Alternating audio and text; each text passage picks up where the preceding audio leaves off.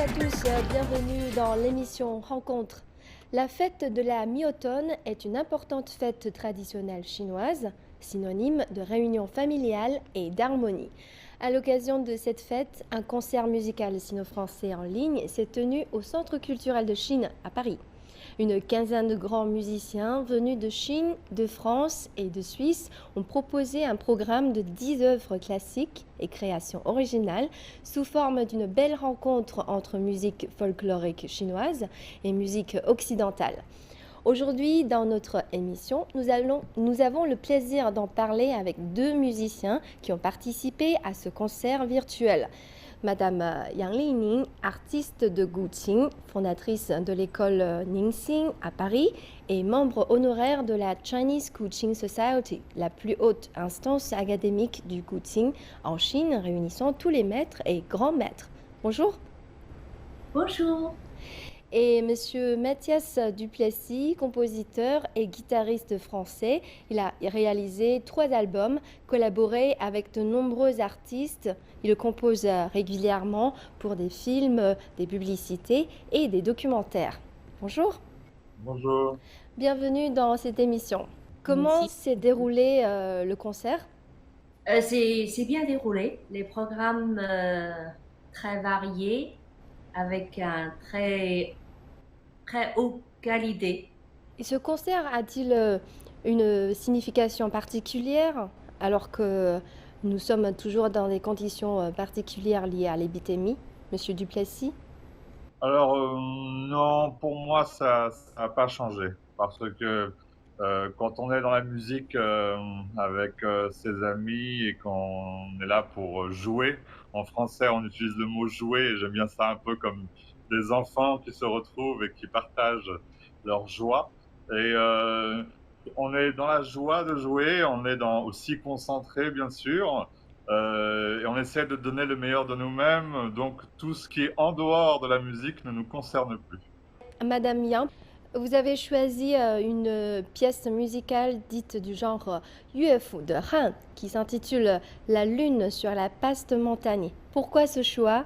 Le morceau que j'ai choisi, en chinois, on s'appelle Guan Shan Yue. Dans l'histoire de ce morceau, de toute façon, c'est une pensée à leur famille. En regardant la lune. Bien sûr, il y a plusieurs morceaux de Guqing qui correspondent, enfin, qu'on joue pendant la fête de la lune. Pour moi, avec une situation actuelle qu'on ne peut pas entrer chez nous facilement, c'est une pensée en plus.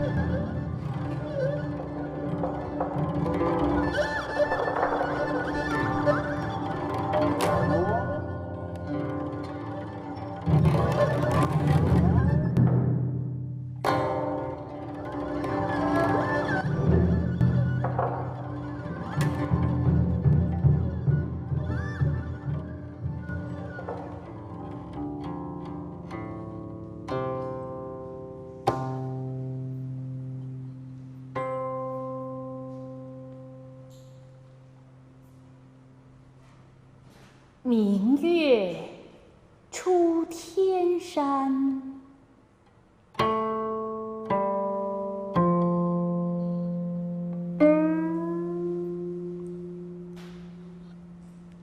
苍茫云海间，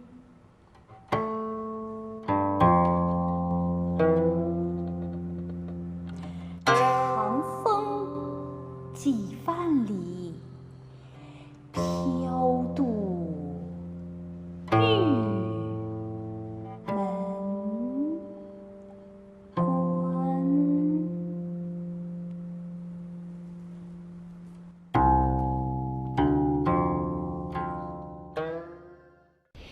Et Monsieur Duplessis, vous avez joué deux pièces musicales, Ravioli et Asturias. Quel message souhaitiez-vous transmettre à travers ces compositions? C'est une composition de Guyogan. En fait, très souvent, quand on travaille ensemble, il m'apporte juste une mélodie. Et là, c'est une mélodie relativement chinoise, dans la gamme pentatonique chinoise. En fait, j'ai eu l'idée de faire un arrangement de musique jazz manouche, qui est vraiment typiquement français, grâce à Django Reinhardt, à Stéphane Grappelli, des musiciens des années 40, 50, 60.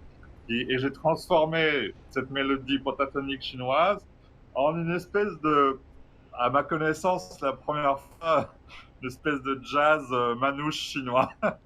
Donc c'est vraiment un mélange d'une musique très joyeuse souriante, gaie, enlevée, qui exprime la liberté. Et puis le deuxième morceau, c'est un peu dans l'autre sens. C'est Asturias. C'est un morceau d'un grand compositeur espagnol qui est très connu. Et on en a fait une version un peu world music. On a gardé la mélodie et j'en ai fait un arrangement un peu flamenco. Et là, c'est le héros chinois qui joue cette mélodie. Donc c'est là où Gan peut exprimer sa virtuosité, mais aussi sa curiosité pour la musique européenne.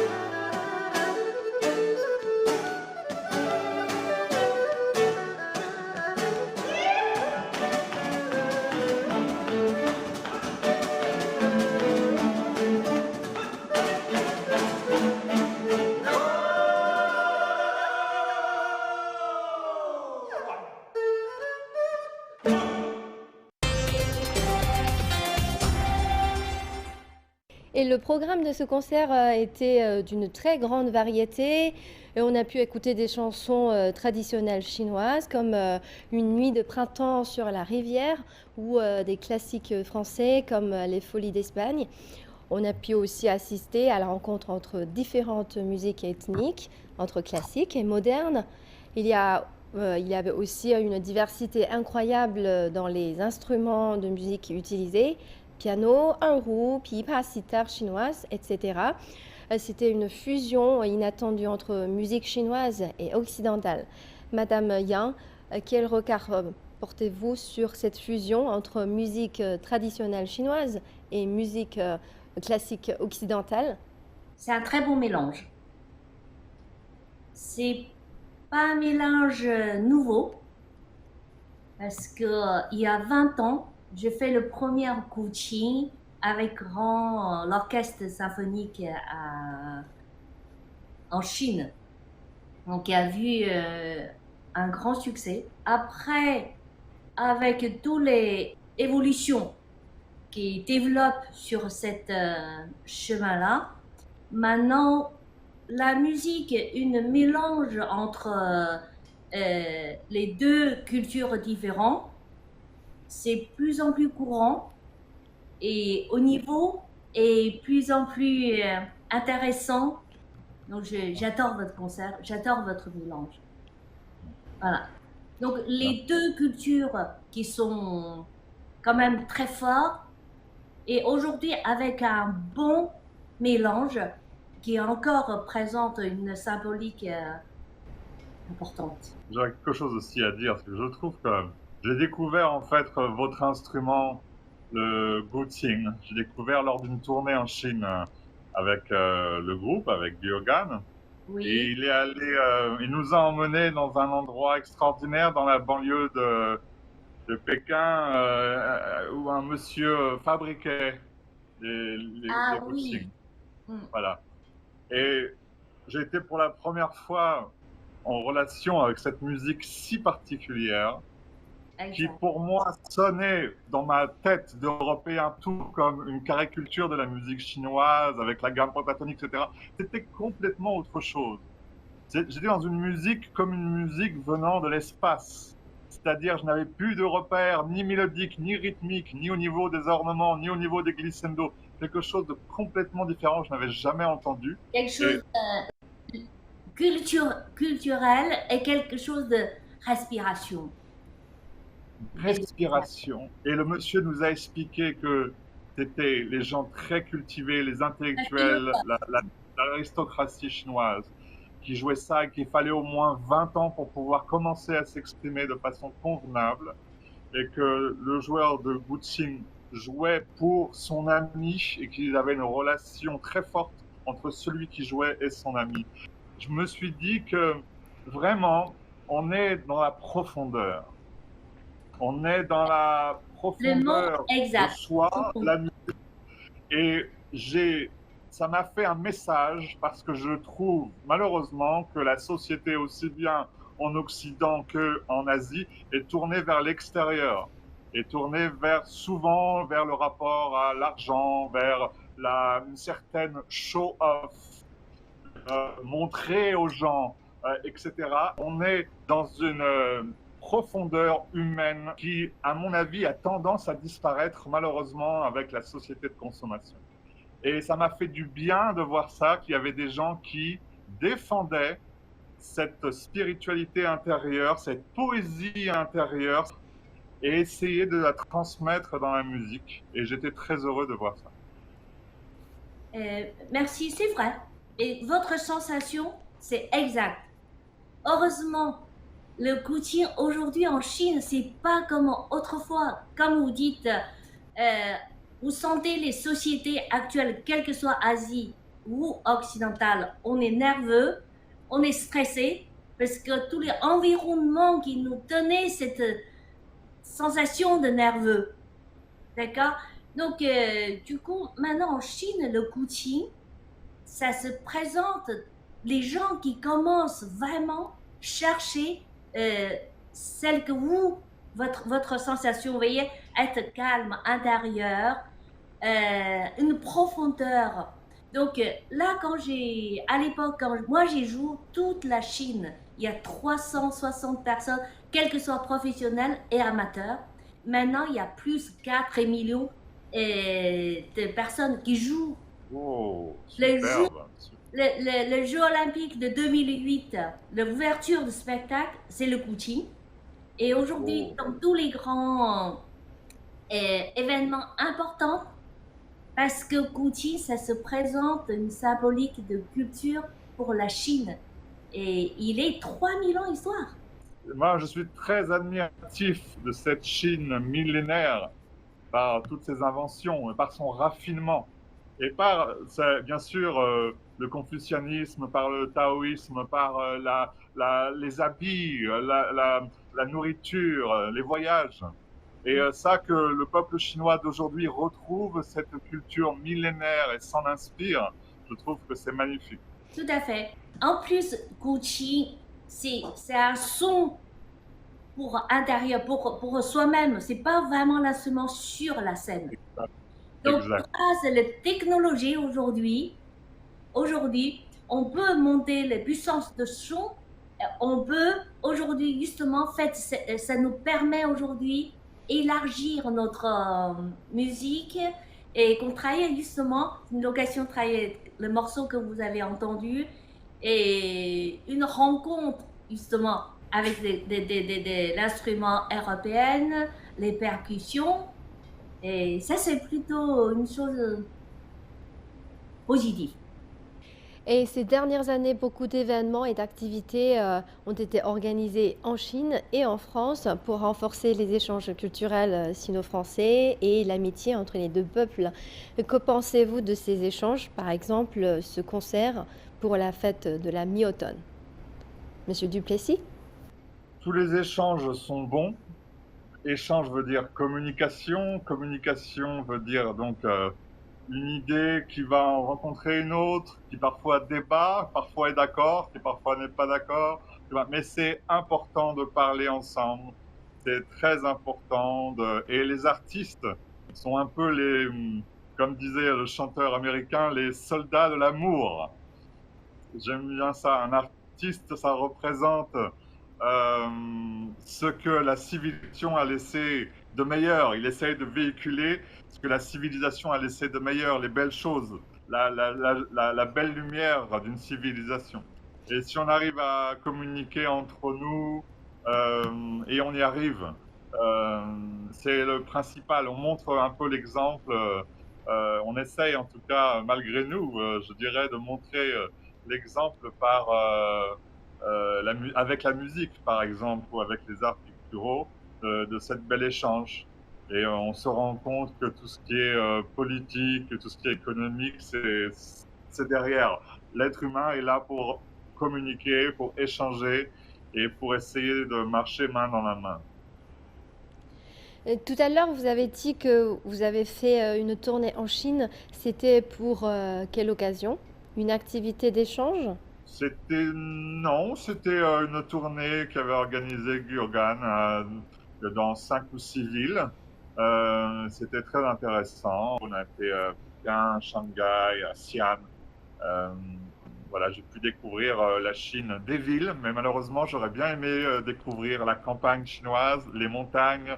Mais là, je n'étais que en ville. Bon, c'était déjà bien, mais moi, j'aime pas trop la ville. J'aime bien la nature. Pour la prochaine fois alors. Vous êtes toujours bienvenue. Oui, j'espère. Merci beaucoup.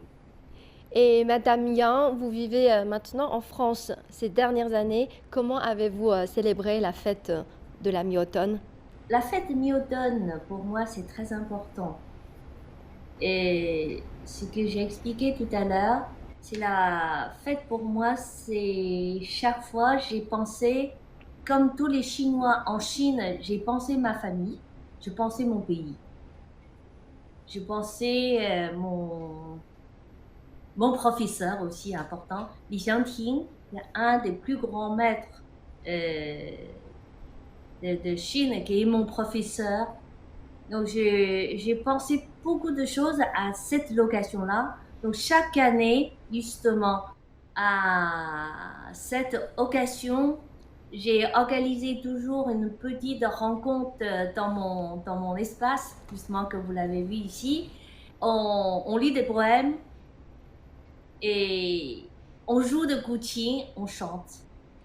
Et Monsieur Duplessis, connaissez-vous cette fête chinoise? Vous connaissez la fête de la Lune, avec cette légende, je crois que c'est ça, c'est le lapin qui va sur la Lune pour l'élixir de l'éternité, quelque chose comme ça. Oui. Mm. En fait, c'est une Très bien. journée où les Chinois se réunissent pour admirer la pleine lune et manger ensemble des gâteaux de lune. En France, on a aussi beaucoup ce côté de se retrouver autour de la nourriture. C'est très important pour nous, euh, Mm. voilà, d'être ensemble. Et c'est quelque chose qui, même si ce n'est pas forcément sacré, mais c'est sacré dans le sens où que les enfants soient à table et qu'on est là pour parler ensemble. On se retrouve pour parler, pour échanger avec la famille. Et pas avec des écrans à table, mais être humain avec être humain et pas d'écran à table. Et moi, je suis souvent très énervé de voir parfois des gens avec des écrans à table. Pour moi, la table, si c'est un moment où on doit se retrouver, on doit communiquer les uns avec les autres, vraiment d'être humain à être humain. Et je sais que vous êtes un grand amateur des instruments de musique de tous les pays. C'est pour cela que vous avez formé un groupe musical avec plusieurs musiciens. Par exemple, le musicien chinois Ko Kan qui a créé la musique Ravioli. Et comment est née l'idée de créer ce groupe? Oh, c'est né naturellement, c'était en 2009, je travaillais en Inde et je discutais avec le joueur de sarangi, qui est le violon traditionnel indien, et en parlant ensemble, j'ai dit, tu sais, Sabir, cette même année, en 2009, j'ai rencontré trois autres violonistes. J'ai rencontré un violoniste mongol et toi maintenant en Inde, et j'ai envie de travailler avec vous trois. Alors, au lieu de faire trois projets différents, je vais faire un projet où tous les trois, vous allez venir enregistrer. On m'a dit, waouh, c'est étonnant, on n'a jamais joué avec ces instruments. Je dis, bah, moi non plus, ça va être la première fois qu'on va tous jouer ensemble. Et donc, ils sont venus à Paris tous, et on a enregistré cet album, et ça fait plus de 10 ans qu'on tourne partout au Japon, en Australie, en Europe, avec ce groupe qui réunit les violons traditionnels et moi à la guitare. Avez-vous un style bien précis? Il y a un certain objectif de promouvoir, par exemple, quel genre de musique ou Non, non, non, il n'y a pas de choses prédéfinies. On ne veut pas faire des choses prédéfinies. On laisse la musique arriver. On compose, on joue, on prend des musiques parfois traditionnelles qu'on refait à notre sauce, ou on compose, et on laisse le plaisir de la musique arriver et se transmettre. Madame Yang, vous êtes fondatrice de l'école Ningxing à Paris. Vous donnez des cours de coaching. Comment cet instrument musical a été reçu par le public français? J'ai créé cette fondation depuis 2018.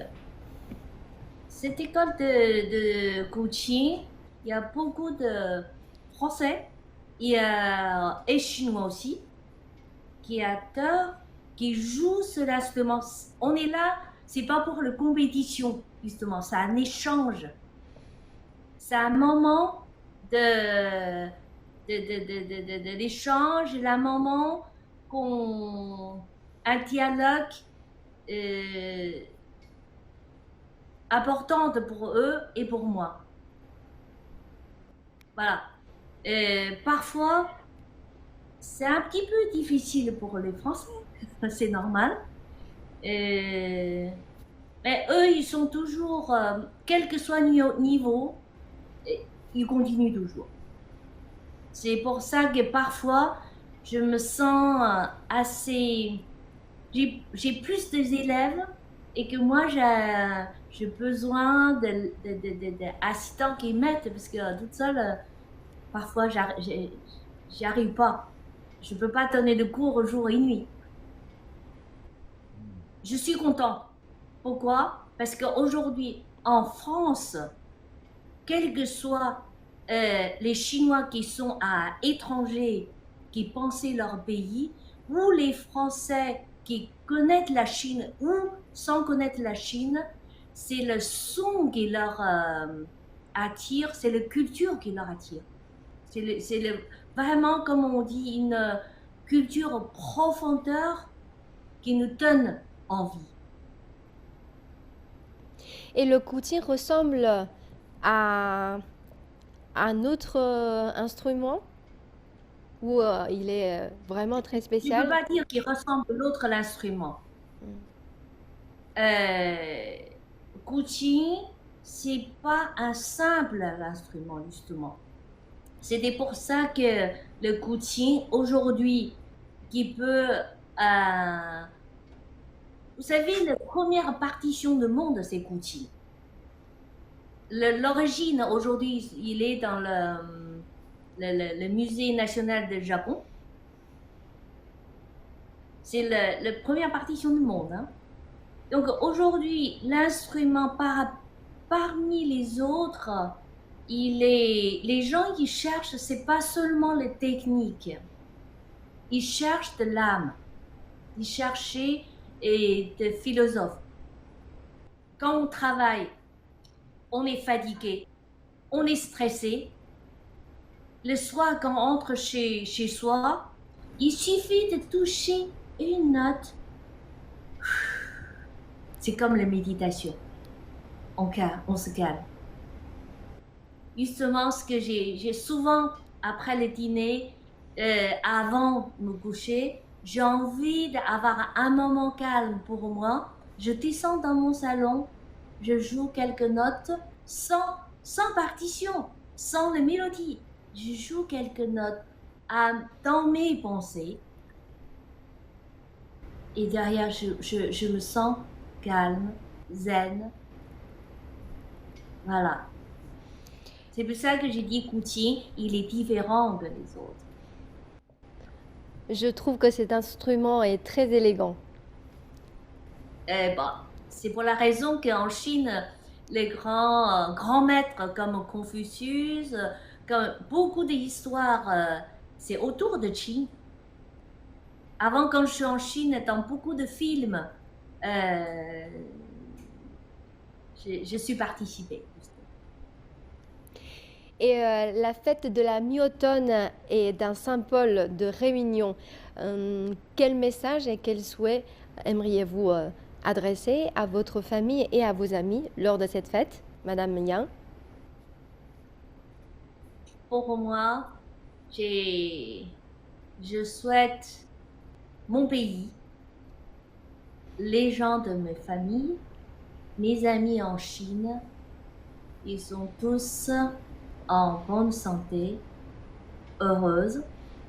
Et pour les amis en France qui sont loin de notre pays, et aussi heureuse et bonne santé.